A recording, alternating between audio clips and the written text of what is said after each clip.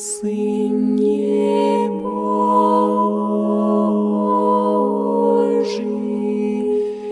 помилуй мя грешного.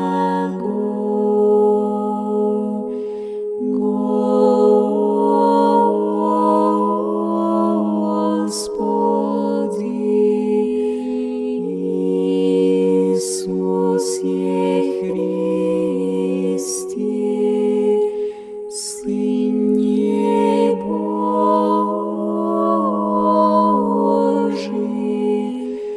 помилуй мя грешного.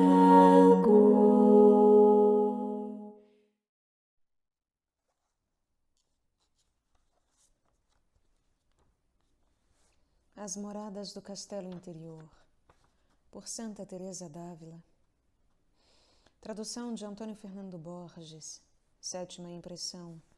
Realizações Editora. Canal Le Conde. Sextas Moradas. Capítulo 4.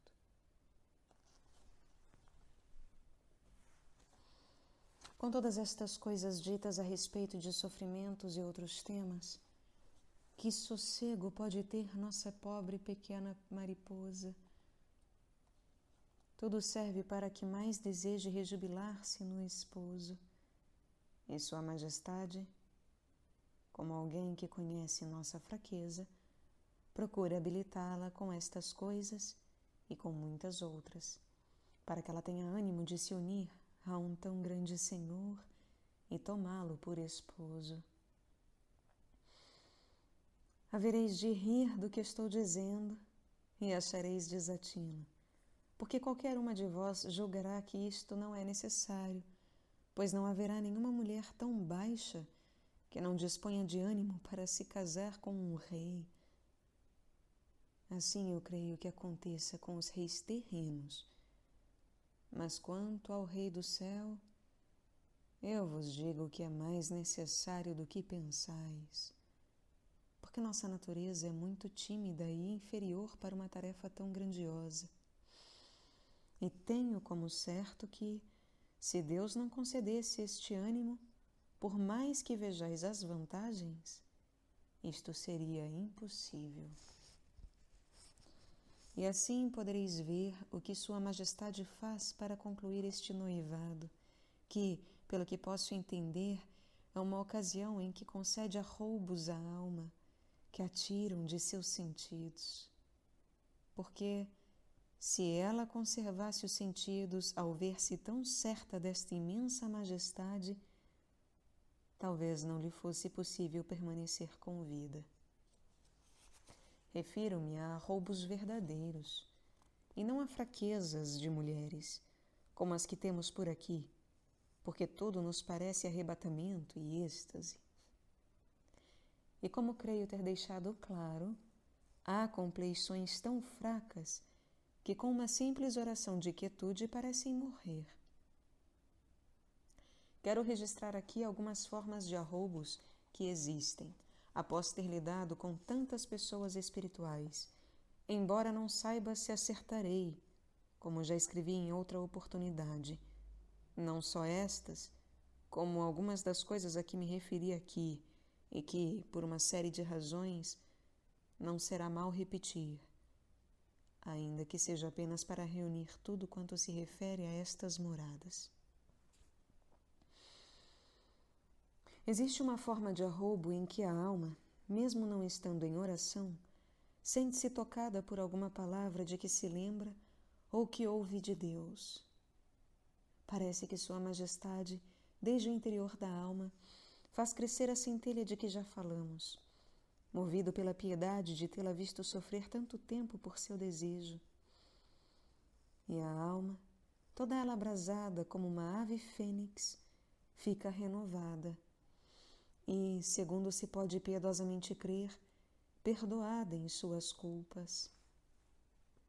Deve-se entender que esta alma esteja com todas as disposições e meios requeridos, como a Igreja nos ensina, e assim, purificada, o Senhor a reúne consigo, sem que ninguém mais o entenda, a não ser eles dois. Nem a própria alma entende de uma maneira que possa descrever depois, embora não esteja privada dos sentidos interiores, pois que este arrobo não é semelhante a um desmaio ou trejeito, em que nada no interior ou no exterior se percebe. O que eu entendo neste caso é que a alma nunca esteve tão desperta para as coisas de Deus, nem com tanta iluminação e conhecimento a respeito de Sua Majestade. Pode parecer impossível, porque se as faculdades estão tão absortas que se possa dizer que estão mortas, e se o mesmo acontece com os sentidos, como entender que a alma entenda este segredo? Isto eu não sei. Nem talvez nenhuma criatura saiba, a não ser o próprio Criador, assim como com muitas outras coisas que acontecem neste estado, quero dizer, nestas duas moradas. Esta morada e a próxima e derradeira bem poderiam juntar-se, porque de uma para outra não existe uma porta fechada, mas existem coisas na sétima morada que não se manifestaram para aqueles que não chegaram a ela, e me pareceu melhor dividi-las. Quando, estando a alma nesta suspensão, o Senhor acha por bem lhe revelar alguns segredos, como certas coisas do céu e visões imaginárias, ela saberá descrevê-los depois, e de tal maneira eles ficam impressos na memória que ela nunca mais se esquece. Mas, quando se trata de visões intelectuais, ela é incapaz de as repetir, porque nestas ocasiões deve haver algumas tão elevadas que não convém a quem vive aqui na terra compreendê-las a ponto de conseguir repeti-las. E, embora não estando no pleno uso de seus sentidos, é possível repetir por aqui muitas destas visões intelectuais.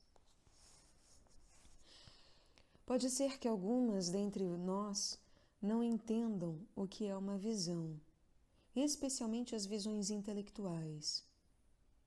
Eu vos darei algumas explicações a seu tempo, porque assim me ordenou que o faça aquele que pode. E embora pareça impertinente, talvez seja proveitoso para algumas almas. Podereis dizer-me, se depois não há de haver lembranças dessas graças tão elevadas que o Senhor concede à alma, qual o proveito para ela? Oh, filhas, é algo tão grande que não se pode mensurar, porque, embora ninguém as consiga exprimir, elas ficam muito bem gravadas no mais íntimo da alma e jamais são esquecidas. Mas, se não tem imagem, nem as faculdades as percebem, como poderão ser lembradas? Eu também não compreendo isto. Mas compreendo que algumas verdades sobre a grandeza de Deus ficam impressas de forma tão fixa nesta alma que, mesmo se tiver a fé que lhe ensina quem é Deus e por que ela está obrigada a acreditar nele, ela o adoraria enquanto tal a partir daquele momento, como fez Jacó quando viu a escada, e viu que por meio dela deveria entender outros segredos que não soube descrever. Pois o simples fato de ver uma escada por onde desciam e subiam anjos não teria feito compreender tão grandes mistérios se não lhe fosse dada mais luz interior. Não sei se atino com o que estou dizendo, porque, embora já a tenha ouvido, não sei se me recordo bem da explicação. Tampouco Moisés soube dizer tudo o que viu na sarça, e sim apenas o que Deus quis que ele dissesse. Mas, se Deus não lhe tivesse mostrado os segredos da alma, como a certeza para que ele visse e acreditasse que era Deus, ele não teria se envolvido em tantas e tão grandes empreitadas. mas ele deve ter compreendido coisas tão grandes dentre os espinhos daquela sarça que elas lhe deram ânimo para fazer tudo o que fez pelo povo de Israel. Portanto, irmãs, não devemos ir buscar razões para compreender as coisas ocultas de Deus, e sim, como cremos que Ele é poderoso, está claro que devemos crer que um verme de poder tão limitado como nós não há de compreender suas grandezas. Louvemos muito o Senhor por nos dar a compreender algumas delas. Estou querendo encontrar uma comparação que possa esclarecer isto que estou dizendo, mas não creio que nenhuma se enquadre. Mas digamos esta: entrais nos aposentos de um rei ou de um grande senhor, ou que talvez chamem de camarim, onde existem infinitos tipos de cristais e porcelanas e muitas outras coisas, dispostas de tal maneira que quase todas possam ser vistas assim que se entra.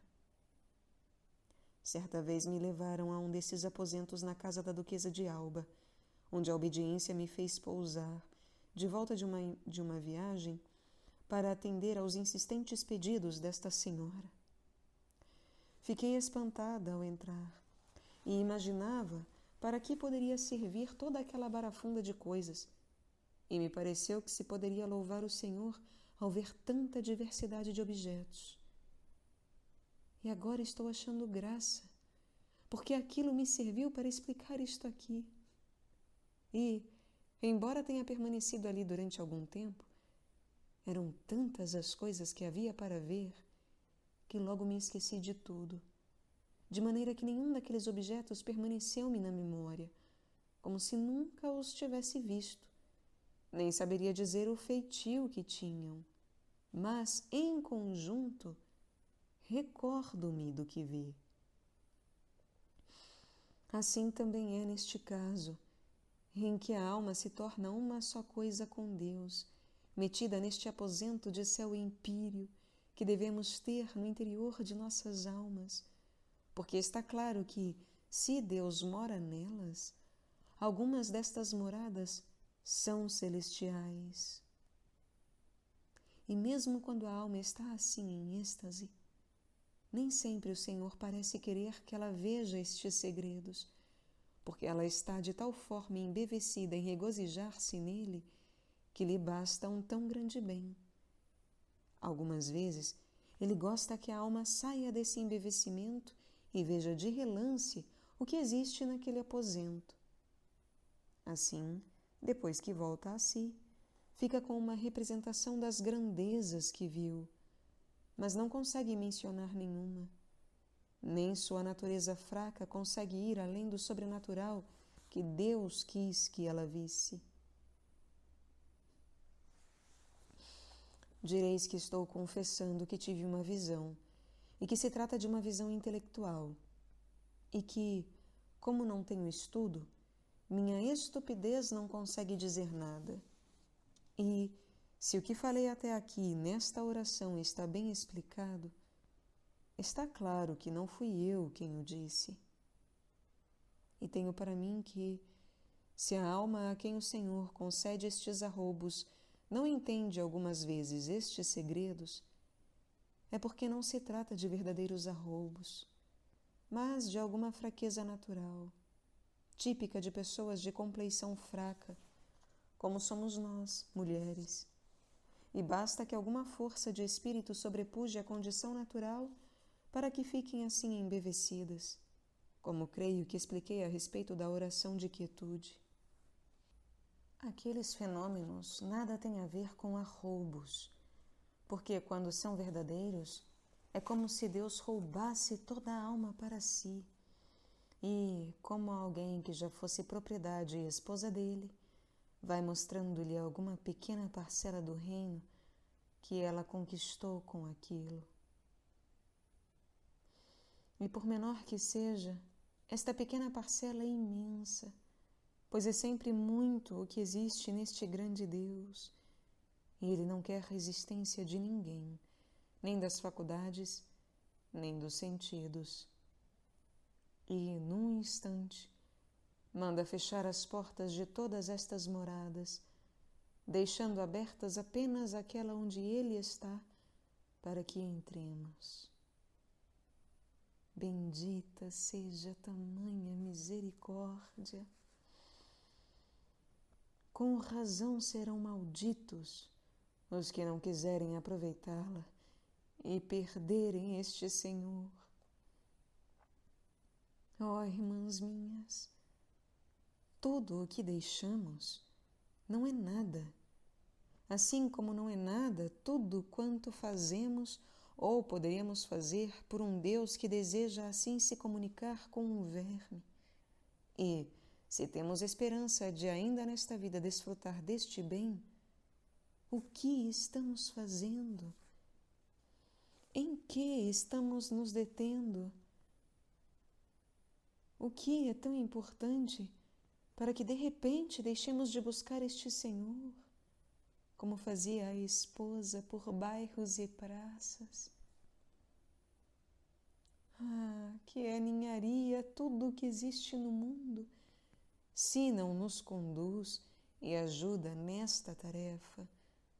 Por mais que durassem para sempre, quantos deleites, riquezas e alegrias se pudesse imaginar, pois tudo é nojo e sujeira comparado a estes tesouros que se hão de desfrutar sem fim. E mesmo estes ainda não são nada se comparados com o fato de termos como nosso o Senhor de todos os tesouros do céu e da terra. Ó cegueira humana, até quando? Até quando teremos toda essa terra em nossos olhos? Por mais que, entre nós, ela não pareça tanta a ponto de nos cegar completamente, vejo uns pequenos ciscos, umas pedrinhas que, se deixarmos crescer, serão suficientes para causar grandes danos. Então, pelo amor de Deus, irmãs, vamos aproveitar estas nossas faltas para conhecermos nossa miséria, para que elas nos deem uma visão melhor, como o lodo com que nosso esposo curou o cego. E assim, vendo-nos tão imperfeitas, cresça ainda mais nossa súplica para que o Senhor tire algum bem de nossas misérias, a fim de em tudo contentar Sua Majestade.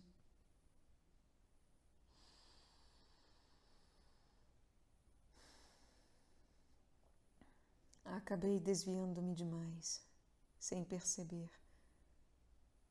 Perdoai-me, irmãs. E crede que, chegando a estas grandezas de Deus, quero dizer, chegando a falar sobre elas, é impossível não me lastimar muito de ver o quanto perdemos por nossa culpa. Porque, embora seja verdade que o Senhor concede estas graças a quem Ele quiser, se amássemos Sua Majestade da forma como Ele nos ama, Ele as concederia a todas nós. Ele só deseja isto, ter a quem conceder suas riquezas, porque nem por isso elas diminuirão. Mas, retornando ao que eu estava dizendo, o esposo manda fechar as portas das moradas e também as do castelo e de sua chácara, pois, querendo arrebatar esta alma, ele lhe tira o fôlego, de tal maneira que, embora os outros sentidos durem às vezes um pouquinho mais, ela não consegue falar de jeito algum. Outras vezes, perde todos os sentidos de repente, e as mãos e o corpo ficam frios que parece que não tem alma. Nem se percebe que ainda está respirando. mas dura um curto período esta estabilidade, porque, diminuindo um pouco este estado de suspensão, parece que o corpo volta um pouco a si e recobra o alento, para tornar a morrer e dar mais vida à alma. Contudo, não dura muito tamanho êxtase. Mas acontece que, mesmo depois que passa, a vontade fica tão absorvida e a inteligência tão fora de si, e assim durante dias e dias, que a alma não parece capaz de se dedicar a outra coisa que não seja aquilo que desperta a sua vontade de amar. E para isto, ela está bastante desperta, mas adormecida para lidar ou apegar-se a qualquer criatura. Quando a alma já está completamente de volta a si, que grande confusão lhe fica. E que imensos desejos de se empregar no serviço de Deus, de todas as maneiras como Ele possa se servir dela. Se das orações anteriores ficam tais efeitos, de que já falei, o que não fará uma graça tão grande quanto esta? A alma desejaria ter 1000 vidas para empregá-las todas a serviço de Deus, e que todas as coisas que existam na terra fossem línguas para louvar a Deus em seu nome. Os desejos de fazer penitência são imensos, e não lhe custa muito suportá-la, porque, com a força do amor, tudo quanto faça lhe parece pouco, e percebe claramente que os mártires não faziam muito nos tormentos que padeciam, porque com esta ajuda da parte de nosso Senhor, tudo é fácil. E assim estas almas se queixam a nosso Senhor quando não lhes oferece motivo para padecer.